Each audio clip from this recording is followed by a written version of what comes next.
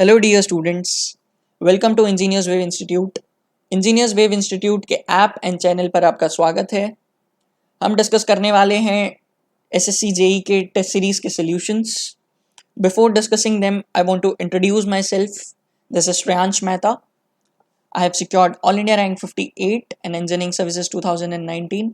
I have secured All India Rank 7 in GATE 2019, and I have also achieved All India Rank 1st in a lecture paper that was conducted by UPSC.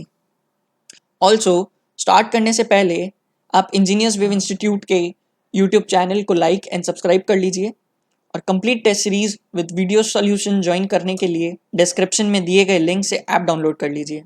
Here you will get the best quality content. So start करते हैं हम आज। Strength of materials test 2 solutions.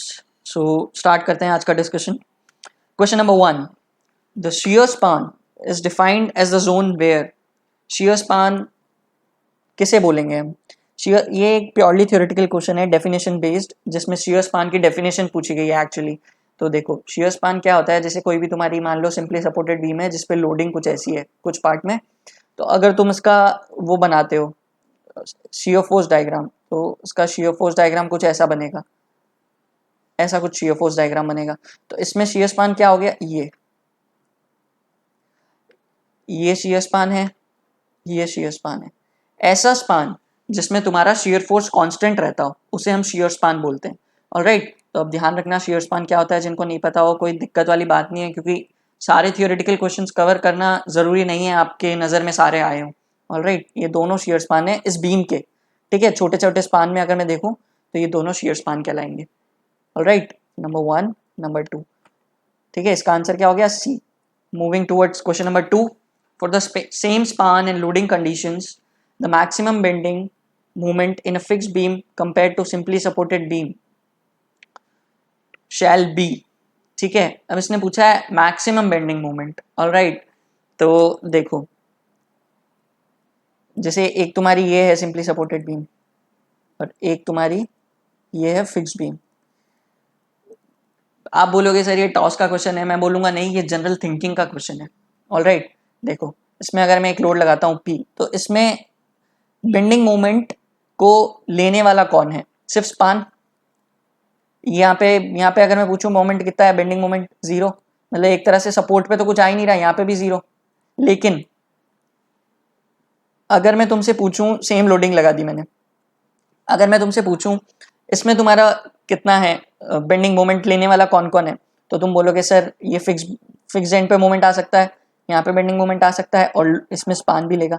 तो ये general thinking का question हुआ या नहीं, कि एक सेम लोड को लेने वाले इधर तीन तीन चीजें हैं, सेम लोड की वजह से जो बेंडिंग मोमेंट आ रहा है सिंपली एक एक चीज है, सिंपली सपोर्टेड में तो ये नहीं ले सकता, ये भी नहीं ले सकता, लेकिन फिक्स बीम में तीन है, एक ये स्पान भी ले सकता है, ये भी ले सकता है। तो जनरल दिमाग लगाओगे तो तुम्हें साफ दिख रहा है कि सारा लोड इसको स्पान को लेना पड़ेगा, इसलिए इसमें बेंडिंग मोमेंट ज्यादा आएगा। और मैं अगर अब बात करूं कंसेप्चुअल तरीके से बात करूं, तो देखो इसका जो बेंडिंग मोमेंट है सिंपली सपोर्टेड का वो बनता है ये, कितना हो गया, PL/4। ठीक है, लेकिन अगर मैं फिक्स बीम की बात करूं, ये किसका है, इसका, और मैं इसकी बात करूं तो इसका कैसा बनेगा, इसका बनेगा ऐसा, ये PL/8 और ये भी PL/8। ऑलराइट, तुम देखोगे ना, एक बात देखोगे तो तुम्हें पता लगेगा टोटल तो PL/4 ही आ रहा है। तो एक तरीके से मेरा सोचना सही हुआ या नहीं हुआ, कि अगर सेम लोड लग रहा है तो बेंडिंग मोमेंट देखो सेम सा ही लग रहा है, लेकिन इधर क्या हुआ फिक्स बीम में कि थोड़ा बहुत इन्होंने ले लिया सपोर्ट्स ने, और इधर सपोर्ट्स ले नहीं पा रहे थे, 0 आ रहा था। तो बस मैक्सिमम इसमें कितना आ रहा है, PL/8, और इसमें कितना आ रहा है, PL/4, तो सिंपली सपोर्टेड में ज्यादा आएगा। अभी क्या पूछ रहा है, सही से पढ़ो, the maximum bending moment in a fixed beam compare to simply supported beam. Fixed beam में कितना होगा, कम या ज्यादा, यहाँ दिख रहा है कम, डिवाइडेड बाई 8 आ रहा है, डिवाइडेड में ज्यादा टर्म आ रही है तो कम होगा, तो लोअर। आंसर कितना हो गया इसका, बी। ऑलराइट, आगे बढ़ते हैं।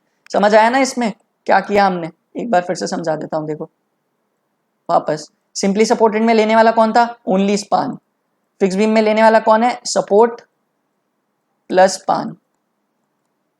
ठीक है, तो यहाँ पे लेने वाला ज्यादा है, इसलिए मैक्सिमम बेंडिंग मोमेंट अपने आप कम हो जाता है, जो तुम्हें डायग्राम से भी दिख रहा है। ठीक है, तो ऐसे क्वेश्चंस जनरल अगर तुम दिमाग लगा के करना चाहो तो कर सकते हो।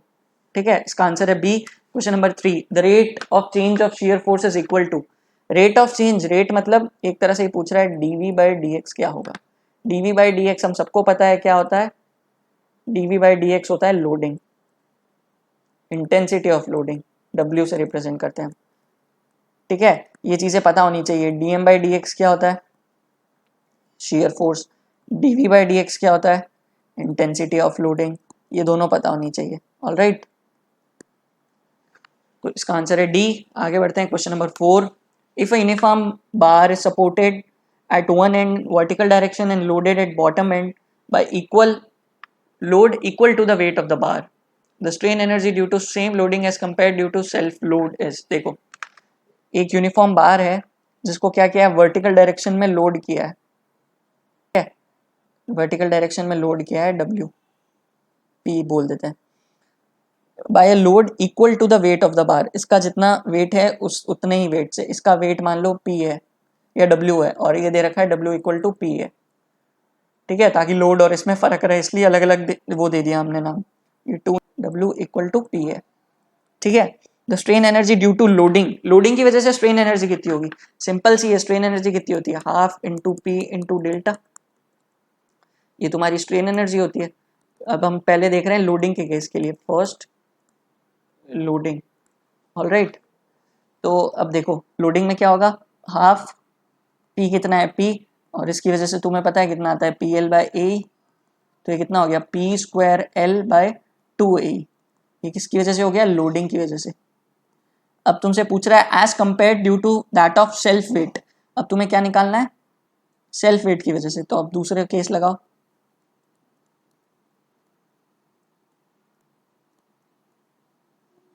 Self weight. ठीक है, सेल्फ वेट में अब देखो सेम फॉर्मूला लगाओ, half into P into delta, तो इधर पी कितना है डब्ल्यू हो जाएगा, और डेल्टा तुम्हें अगर पता हो तो इसका होता है डब्ल्यू एल बाई 2a, आधा हो जाता है।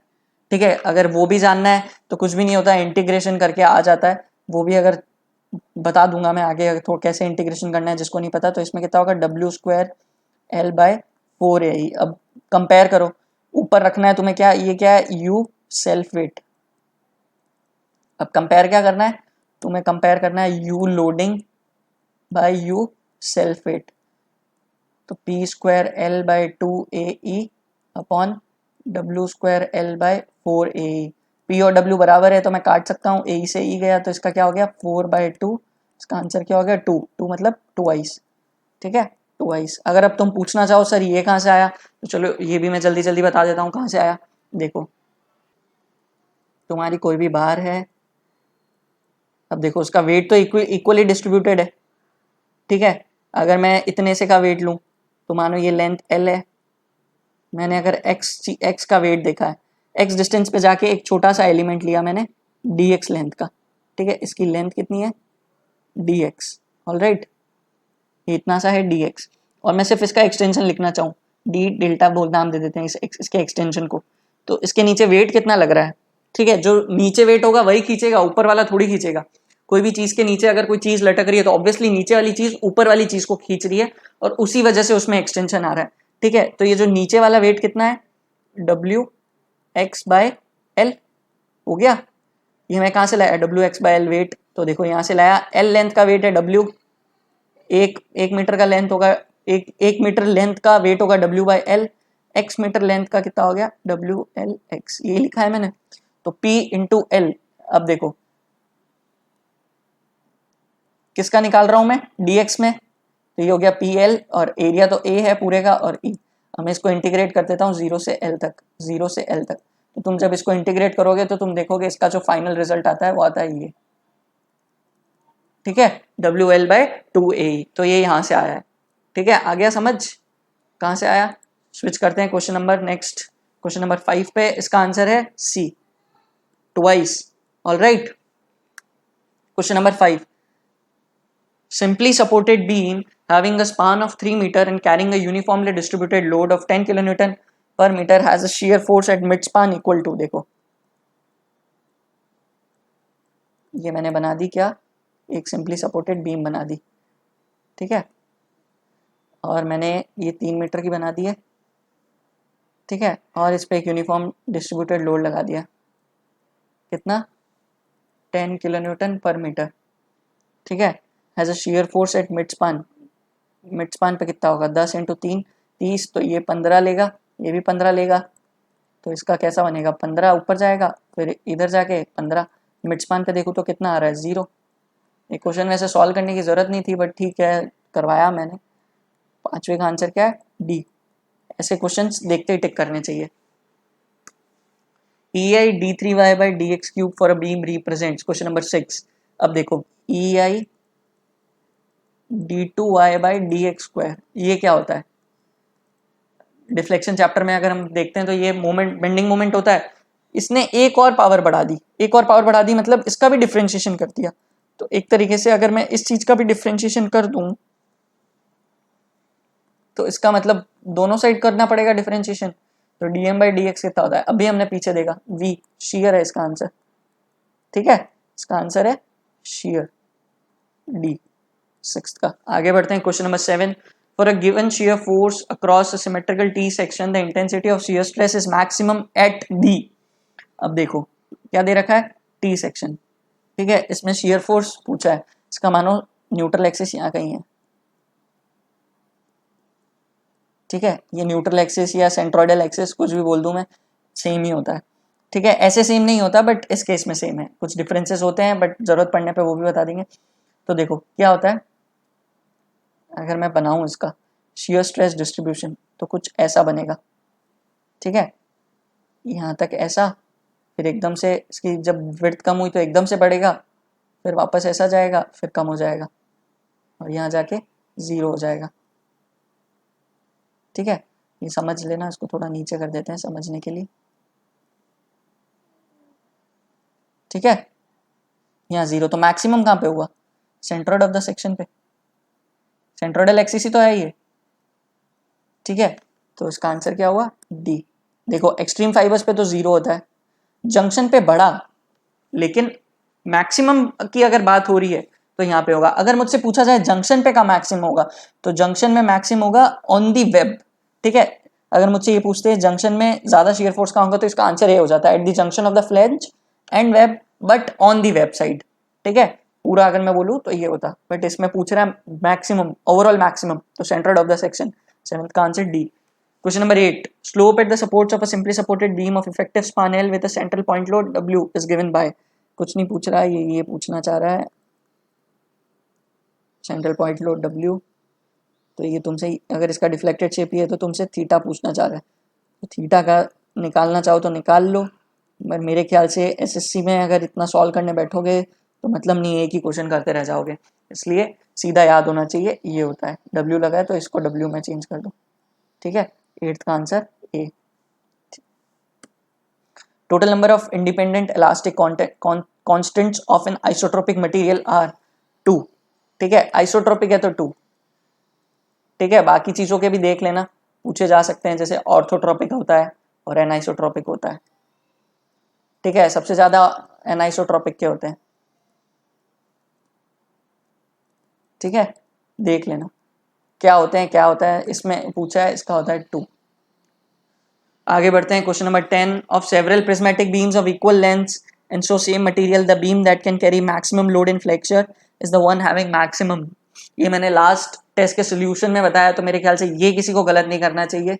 ये मैंने साफ साफ बताया कि मोमेंट ऑफ इनर्शिया नहीं होता है, सेक्शन मॉड्यूलस होता है, आई बाय वाई मैक्सिमम। ये टर्म पूरी ज्यादा होनी चाहिए फ्लेक्सर में ज्यादा करने के लिए, ठीक है। आई तो तुम कैसे भी बढ़ा सकते हो, लेकिन जेड बढ़ाने के लिए तुम्हारे पास एक रेस्ट्रिक्शन आ जाती है कि वाई को ज्यादा नहीं बढ़ा सकते, तो इसलिए सेक्शन मॉड्यूलस होता है, ठीक है। 10th का answer C. Question number 11। In a compression test the fracture in cast iron specimen would, देखो स्पेसिमेन कास्ट आयरन स्पेसिमेन है, कास्ट आयरन कैसा मटेरियल होता है ब्रिटल मटेरियल, तो ब्रिटल मटेरियल किस में फेल होता है नॉर्मल स्ट्रेस में, ये ध्यान रखना, brittle material always fails in normal stress, ठीक है। और जो डक्टाइल मटेरियल होता है जैसे स्टील वो फेल होता है शियर स्ट्रेस में, ठीक है। लेकिन यहाँ ब्रिटल की बात हो रही है तो देखो कंप्रेशन टेस्ट लग रहा है, जैसे कोई भी एक स्पेसिमेन है, इस पर मैं लोड लगा देता हूँ P, तो मैक्सिमम नॉर्मल स्ट्रेस कहाँ आएगा? ऑब्वियसली इसी प्लेन पे आएगा, ठीक है। तो ये ऐसे ही फेल होगा, ये कहीं कुछ ऐसा टूट जाएगा, देखना टूट के ऐसे अलग हो जाएगा, ठीक है। तो ये ऐसा कुछ हो जाएगा, ऑलराइट। तो ये इसका आंसर क्या होगा? Occur along the axis of the load. Axis of the load कौन सी हो गई? ये वाली हो गई। इस पे तो नहीं हो रहा failure. Occur along an oblique plane, नहीं। Occur at right angles to the axis of the specimen, एकदम सही बात है, राइट एंगल ही तो है। इस स्पेसिमेन की एक्सिस हो गई, लोड की भी यही एक्सिस है, ठीक है, और इसके एकदम राइट एंगल पे हुआ है, ठीक है। तो इसका आंसर क्या होगा? सी। ये मैंने दो चीजें बताई, ये ध्यान रखना। आगे बढ़ते हैं, 11th हो गया। Question number 12, for the strongest rectangular beam cut from a circular log the ratio of width and depth. क्या पूछ रहा है? B by D. देखो वैसे तो पता होना चाहिए क्या होता है, बट फिर भी मैं ये सॉल्व करके बताऊंगा तुम्हें, ऑलराइट। देखो कैसे करते हैं इसको सॉल्व, एक नए पेज लेके सॉल्व करके बताता हूँ। तुमसे पूछ रहा है कि एक सर्कुलर सेक्शन है, ठीक है, इसमें से तुम्हें एक रेक्टेंगुलर लॉग काटना है, मतलब एक लकड़ी का सर्कुलर सेक्शन है, उसमें से एक रेक्टेंगुलर हिस्सा काटना है इस सेक्शन में से, ठीक है। तो स्ट्रॉन्गेस्ट कौन सा होगा? मान लो जो मैंने काटा है वो स्ट्रॉन्गेस्ट है, तो इसकी डायमीटर मान लो कैपिटल डी, इसकी रेक्टेंगुलर की वो मान लो बी डी, ठीक है। अब एक रिलेशन मुझे यहाँ सामने से दिख रहा है, B square plus D square, hypotenuse rule लगा है, इजिकल टू डी स्क्वायर, ठीक है। जेड क्या होगा रेक्टेंगल का? बी डी स्क्वायर बाई 6 होता है, ठीक है। लेकिन मुझे काटना सर्कुलर है, तो सर्कुलर के टर्म्स में लानी है चीजें, ठीक है। तो देखो मेरे पास यहाँ दो दो अननोन है, बी और डी। मैं एक चीज को तो हटा दूं, तो मैं डी स्क्वायर को हटाता हूँ। D square, small D square की वैल्यू क्या वो निकाल होगी, यहाँ से निकालू तो B into capital D square minus B square by 6, ठीक है। अब मेरे पास एक ही अननोन है, क्या? बी। तो अब मैं क्या करूँ? D Z by D B equal to 0 कर दूं, अगर मेरे को बी का मैक्सिमा चाहिए, जेड का मैक्सिमा चाहिए तो, ठीक है। बी के रेस्पेक्ट में कर दूं, इसको करो डिफ्रेंशिएट, तो क्या बचेगा? देखो क्या बचता है, बी, सबसे पहले तो मैं इसको खोल देता हूँ, ऑलराइट। और D by D B of क्या पूछना चाह रहा है? B D square by 6 minus B cube by 6, करो क्या आता है? बी, नहीं ये बी तो चला जाएगा, और बाकी जो कैपिटल डी है वो तो कांस्टेंट है, तो एक तरह से सिर्फ ये बचेगा, और इधर बचेगा 3b square by 6 equal to 0, all right. अब इसको सॉल्व करोगे तो तुम्हारे पास क्या आएगा? 6 से 6 कट जाएगा, बी की value D square by 6 minus 3b square by 6 equal to 0। तो यहाँ से हम b की वैल्यू निकाल लेते हैं, ठीक है। और हमने एक रिलेशन स्टार्टिंग में बचा के रखी थी, क्या? b square plus D square equal to capital D square, ठीक है। तो अब देखो क्या होगा यहाँ पे, इसको मैं सॉल्व करता हूँ इसको, तो क्या मिलेगा मुझे? b की वैल्यू क्या मिलेगी? d बाय √3, ठीक है। और मैं उसमें पुट करके अगर वैल्यू निकालने की कोशिश करूँ स्मॉल d की, तो मुझे क्या वैल्यू मिलेगी? इसमें पुट करो क्या आता है? ये वैल्यू मिलेगी √2/3d, ठीक है। अब मुझसे पूछना चाह रहा है b बाय डी का रेशियो, तो कितना होगा करके देख लो, 1/√2 आएगा मेरे हिसाब से, करके देख लेना, ठीक है। 1/√2, √2 कितना होता है? 1 डिवाइडेड बाय 1.414। अब इसको सॉल्व कैसे करना है ये भी मैं बताता हूँ, देखो एक मस्ट ट्रिक बताता हूँ। मैं क्या करता हूँ, इसको 1.5 कर देता हूँ, 1 डिवाइडेड बाय 1.5, सॉरी 1.5 लिख दिया, 5 होगा, ठीक है। 1 डिवाइड बाय 1.5, तो इसको मैं क्या लिख सकता हूँ? 2/3, इसको मैं क्या लिख सकता हूँ? 0.67, ठीक है। मैंने नीचे वाली वैल्यू को क्या किया है? बढ़ाया है, तो ओवरऑल वैल्यू को मैंने क्या किया है? कम किया है। तो मेरा जो ओरिजिनल आंसर होगा वो ओवरऑल वैल्यू क्या होगी? इससे ज्यादा होगी, तो मेरा आंसर जो होगा वो 0.67 से तो ज्यादा होगा। आया समझ? मैंने नीचे वाली वैल्यू को बढ़ा दिया, मैंने अपने मर्जी से बढ़ाया, मतलब मैंने टोटल वैल्यू को क्या कर दिया? कम कर दिया। तो मतलब जो ओरिजिनल वैल्यू थी ये, वो 0.67 से ज्यादा होगी, ठीक है। तो जो ऑप्शन है आंसर्स में वो 0.67 से ज्यादा, देखो देखो ऐसे होती है तुम्हारी कैलकुलेशन इजी। तो अब देखो सोल्यूशन में जाके एक ही ऑप्शन है 0.707, ठीक है, आंसर डी।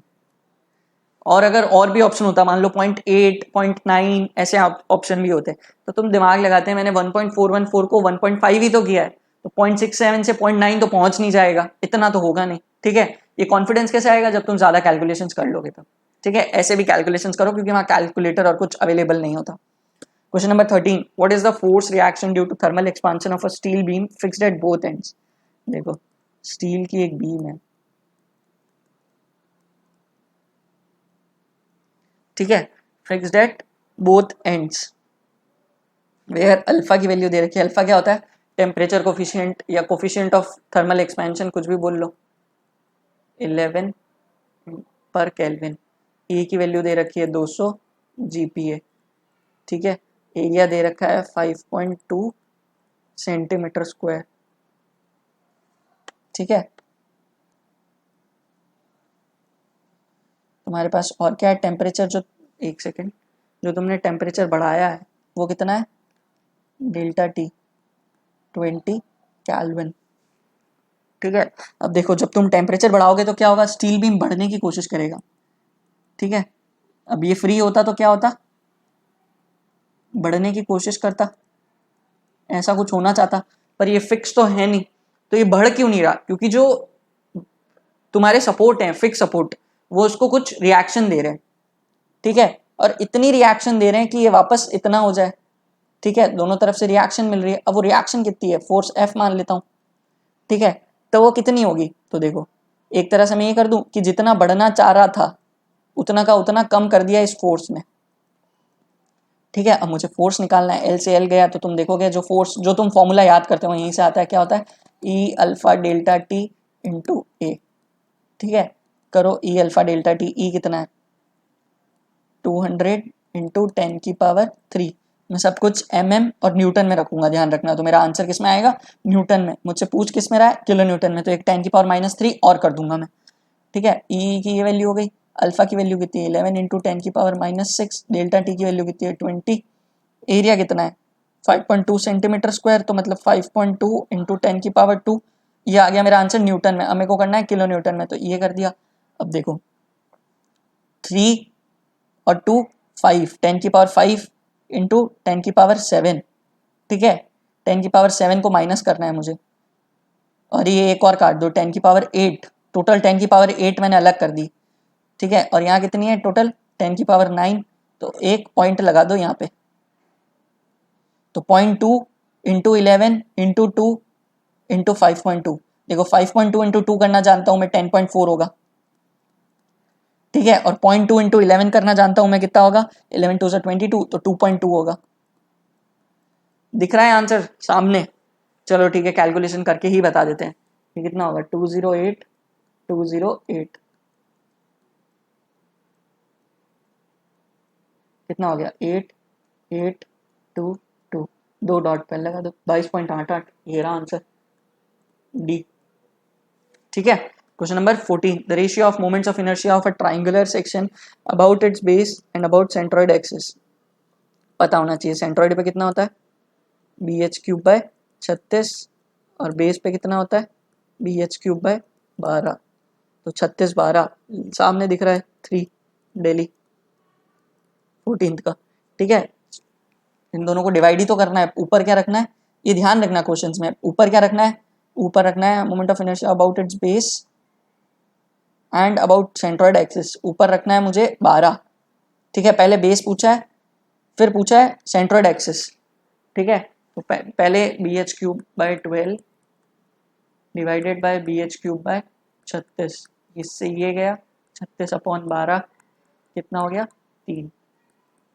आगे बढ़ते, क्वेश्चन नंबर 15, ये देखो ये क्वेश्चन कैसा है, यंग्स मॉड्यूलस सेलेक्ट करो। यंग्स मॉड्यूलस कौन सा है, stress strain with elastic limit, shear stress to shear strain.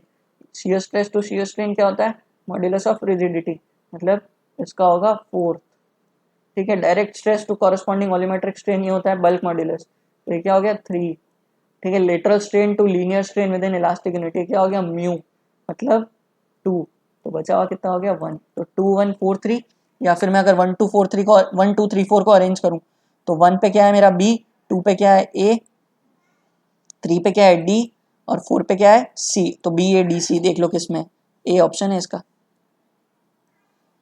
ठीक है। 15th का A। Question number 16, maximum allowable shear stress in a section is 100 kg, ये दे रखा है तुम्हें टाउ मैक्स अलाउेबल लिख दो यार, टाउ अलाउेबल, टाउ मैक्स नहीं दे रखा, ठीक है, 100 kg per centimeter square. If bar is subjected to tensile force of 5000 kg and if the section is a square shaped, मतलब देखो ऐसी कोई बीम है तुम्हारी,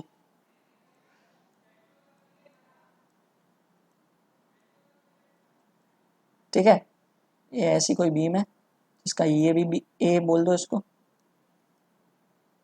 और ये भी ए है, ठीक है।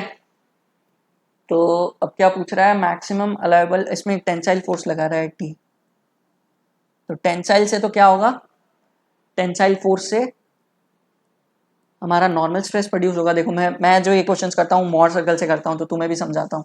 देखो मतलब अगर मैं एक इसका एक स्ट्रेस एलिमेंट लूँ, ठीक है, एक छोटा सा स्ट्रेस एलिमेंट लूँ मैं और उसको ड्रॉ करूँ, तो यहाँ एक लग रहा है स्ट्रेस सिग्मा, सिग्मा की वैल्यू क्या होगी, टी बाई ए, ठीक है, मतलब 5000 बटा ए।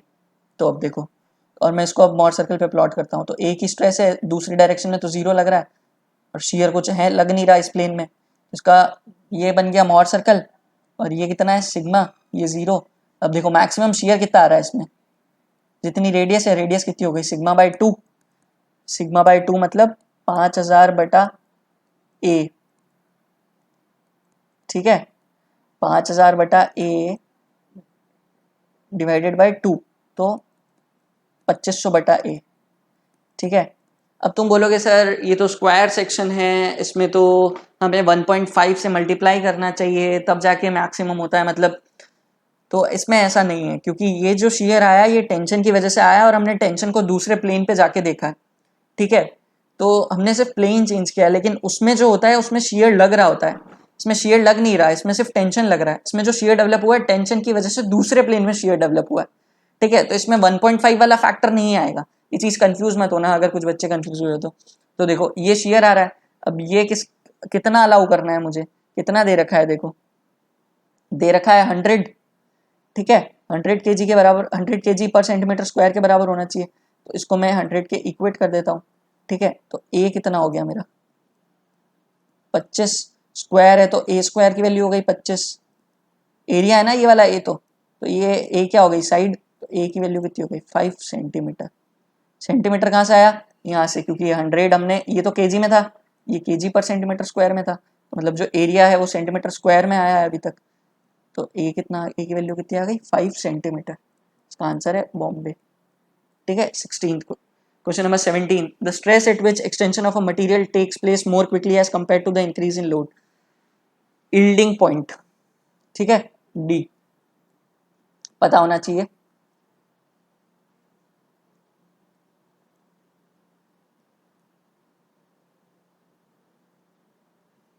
ठीक है, ये पॉइंट है, इसके बाद में जो ये प्लास्टिक रेंज आती है तो ये लोअर यील्ड होता है, इसे हम यील्डिंग पॉइंट बोलते हैं, अपर यील्ड को नहीं लेते कभी भी यील्डिंग पॉइंट, ये ध्यान रखना, यील्डिंग पॉइंट, इसके बाद में जो प्लास्टिक रेंज आती है, सबको पता होगा चैप्टर 1 से है ये। Question number 18, point out the correct matching deflection of a cantilever beam carrying point load at its tip, ठीक है, अब यहाँ पे पॉइंट लोड लग रहा है W, तो कितना होता है ये होता है WL3/3EI, deflection of a cantilever beam carrying UDL at its tip, ये कितना होता है, अगर मैं W की जगह पूरे में UDL लगा दूँ, WL4/8EI, ठीक है, deflection of a cantilever beam carrying UDL at its tip, मतलब यही, और ये वाला सही है option, deflection of simply supported beam carrying point load at its mid span, ये कितना होता है WL3/48EI, गलत, ये गलत, ये गलत, ये गलत, इसका आंसर है सी। कुछ एम्पेरिकल रिलेशन है 5-10 जो तुम्हें याद करनी है, उसी पे सारे क्वेश्चन आ रहे हैं, तुम देख रहे हो, तो एसएससी में ऐसा ही होता है। Question number 19, for a beam of uniform strength if depth is constant then width is directly proportional to bending moment, width is directly proportional to square root of bending moment, width is directly proportional to 3 times the square root of bending moment, width is inversely proportional to bending moment। तो एक simple सी अगर मैं दिमाग लगाऊं, अगर bending moment बढ़ रहा है तो मुझे सेक्शन बड़ा करना पड़ेगा, ठीक है, तो इन्वर्सली तो प्रोपोर्शनल हो नहीं सकता, अगर बेंडिंग मोमेंट बढ़ते जा रहा है और मैं विड्थ कम करते जा रहा हूँ तो मतलब सेक्शन टूटेगा मेरा, सीधी सी बात है, तो इसका डी तो हो नहीं सकता, ए बी सी में से होगा, देख लेते हैं। ये क्वेश्चन भी ऐसा भी एक क्वेश्चन मैंने लास्ट टेस्ट में डाला था, m/i = सिग्मा बाय वाई, ठीक है, अब देखो सिग्मा तो मैक्सिमम कांस्टेंट होगा, y डेप्थ कांस्टेंट है तो y भी d/2 हो गया, ऑलराइट। तो अब बचा क्या, m is equal to sigma by Y, तो कांस्टेंट i की जगह में क्या लिख देता हूँ, b d³/12, डेप्थ कांस्टेंट है तो b m is directly proportional to b हो गया, कोई रूट स्क्वायर रूट कुछ नहीं आ रहा, इसका आंसर क्या हो गया, a। 17 का आंसर है a, ठीक है। Question number 20, a beam curved in plan is designed for, देखो कर्व्ड इन प्लान मतलब मैं ऊपर से देख रहा हूँ तो बीम मेरे को दिखेगी कैसे, थोड़ा सा बनाने की कोशिश करता हूँ मैं।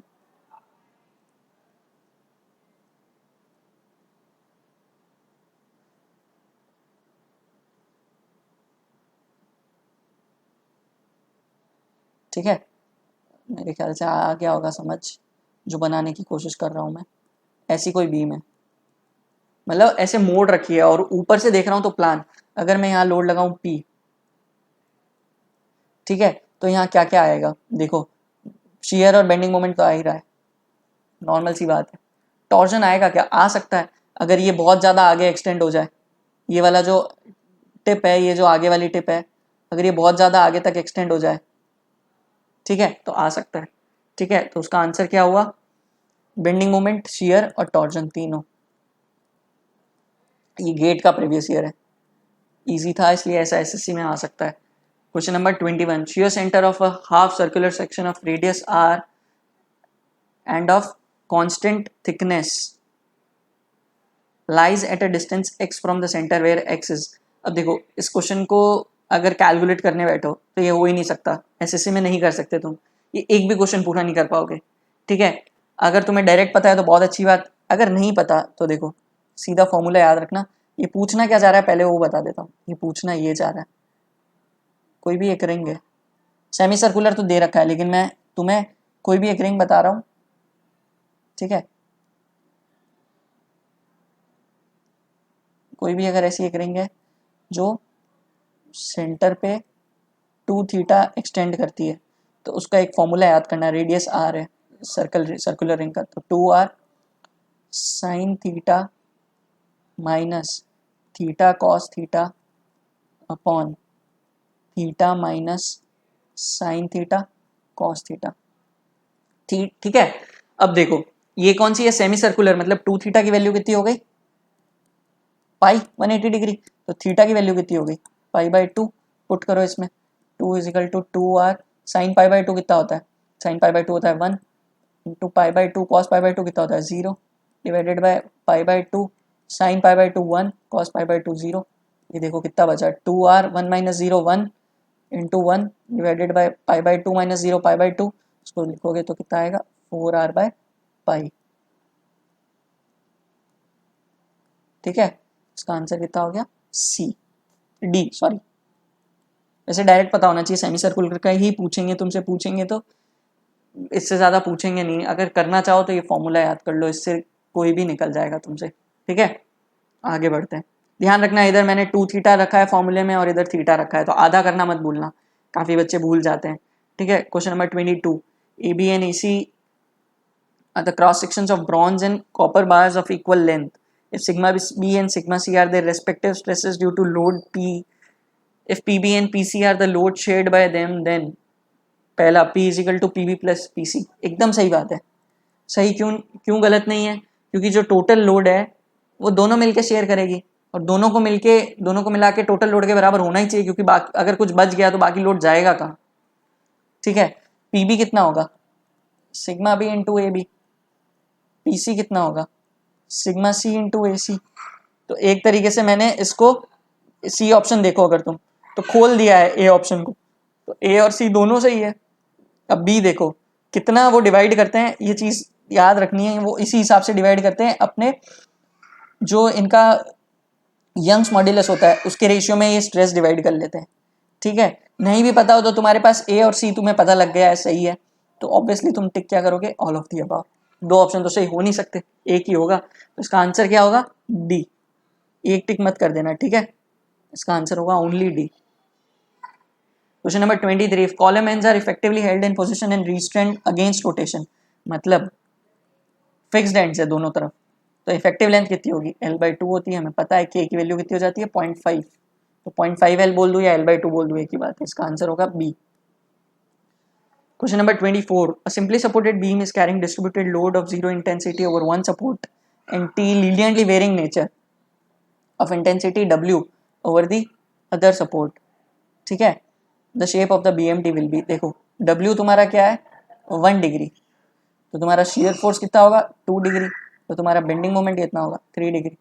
ये पता है ना तुम्हें कि dm/dx जो होता है वो होता है v, और dv/dx जो होता है वो होता है w। तो मतलब W को मैं इंटीग्रेशन करूंगा तो मेरे को मिलेगा क्या v, और v को इंटीग्रेशन करूंगा तो मुझे मिलेगा m। तो एक एक डिग्री बढ़ा रहा हूँ ना मैं, W से v जा रहा हूँ, एक डिग्री बढ़ रही है v से b। तो देखो लीनियर था तुम्हारा लोड, तो ये कितना होगा पैराबोलिक, ये कितना होगा क्यूबिकल पैराबोलिक, आंसर होगा C। ठीक है, question number 25। A solid circular shaft has been subjected to a pure torsion moment. The ratio of maximum normal stress to maximum shear stress at any point would be। देखो सिर्फ क्या लग रहा है torsion, torsion से क्या आता है shear, तो मैं तो मोहर सर्कल से करूंगा, तो कोई भी नॉर्मल स्ट्रेस नहीं आ रहा, और कोई भी जैसे मैंने एक इसका स्ट्रेस एलिमेंट बनाऊंगा तो क्या दिखेगा मुझे shear, कोई भी डायरेक्शन का ले लो। ठीक है, मैंने ये डायरेक्शन अज्यूम करी। ठीक है, तो shear कैसा आ रहा है, अगर मैं इसको मोहर सर्कल बनाऊं तो ऐसा कुछ बनेगा टाउ टाउ, एक सेकेंड, ऐसा कुछ सर्कल बनेगा, तो मैक्सिमम नॉर्मल स्ट्रेस कितना आ रहा है, ये भी टाउ आएगा रेडियस ऑफ द सर्कल के बराबर, तो मैक्सिमम नॉर्मल स्ट्रेस भी टाउ है और मैक्सिमम शियर स्ट्रेस भी टाउ है, तो टाउ अपॉन टाउ कितना हो गया 1, उसका आंसर कितना होगा बॉम्बे। ठीक है, तो ये था तुम्हारा सेकेंड सोम का सोल्यूशन वीडियो। मेरे ख्याल से सारे क्वेश्चंस इजी थे, एक आध कुछ क्वेश्चंस होंगे जिनमें तुम्हें पैन उठाने की ज़रूरत पड़ी होगी, बाकी सारे क्वेश्चंस ऐसे हैं कि तुम डायरेक्ट भी कर सकते हो, बट मैं ये सजेस्ट करूँगा कि कोई भी क्वेश्चन में थोड़ा सा भी अगर सर्कल भी जैसे इसमें बनाना पड़ा तो उसको मन में करने की बजाय पेन पे करो, गलती होने के चांसेस कम है। इसमें तुम्हारा जैसा भी स्कोर आया हो, ये सेकेंड टेस्ट था, फर्स्ट से इम्प्रूव किया होगा होपफुली। ठीक है, अगर अभी भी गलतियां कंटिन्यू हो रही है तो कोशिश करो उन गलतियों की रूट कॉज तक जाने की और उनको इम्प्रूव करने की। ठीक है, गलतियां इम्प्रूव करोगे तभी अच्छा स्कोर कर पाओगे। और ये तुम्हारे सोम के दोनों टेस्ट थे, तो सारे टॉपिक्स वैसे मैंने कवर कर दिए हैं, जितने भी फॉर्मूलाज वगैरह जैसे भी क्वेश्चंस पूछे जाते हैं मोस्टली प्रीवियस ईयर्स क्वेश्चन ही थे, और वैसा ही होता है एसएससी में, इसलिए ज़्यादा कुछ मैंने हेर फेर किया नहीं। ठीक है, और सोम में जनरली ऐसा होता है इसलिए ऐसा ही दिया गया, कुछ कुछ क्वेश्चन मैंने नए डाले और कुछ कुछ कहीं और से लिए गए। तो मेरे ख्याल से ये टेस्ट कंप्लीट है, अगर तुमने इसमें अच्छा स्कोर किया है तो तुम्हारा सोम कंप्लीट हो चुका है। ठीक है, तुम्हारा एटलीस्ट अगर तुमसे कोई स्पेसिफिक टॉपिक के क्वेश्चंस नहीं हो रहे तो तुम वो टॉपिक वापस जाके पढ़ो। ठीक है, फॉर्मूलाज भूल रहे हो तो तुम एक शॉर्ट नोट्स प्रिपेयर करो, 4 या 5 पेज के, 3 पेज सफिशिएंट होते हैं वैसे सोम के लिए, जिसमें सारे फॉर्मूलाज लिख लो सोम के और कुछ एक कॉन्सेप्ट्स भी डाल दो। ठीक है, 3 या 4 पेज से ज़्यादा नहीं होना चाहिए, और इसका मतलब ये नहीं है छोटा छोटा भर भर के घुसा के लिख रहे हो। ठीक है, और अपनी गलतियाँ एनालिसिस कर लो टेस्ट के हिसाब से कि टेस्ट में ऐसा क्या होता है कि गलती हो रही है तुम्हारी, तो ये अगर तुम हाथों हाथ इमीडिएट करोगे टेस्ट देने के बाद तभी तुम्हें पता लगेगा। तो इन 3 चीज़ों पे काम करो, बाकी all the best for further test. Thank you.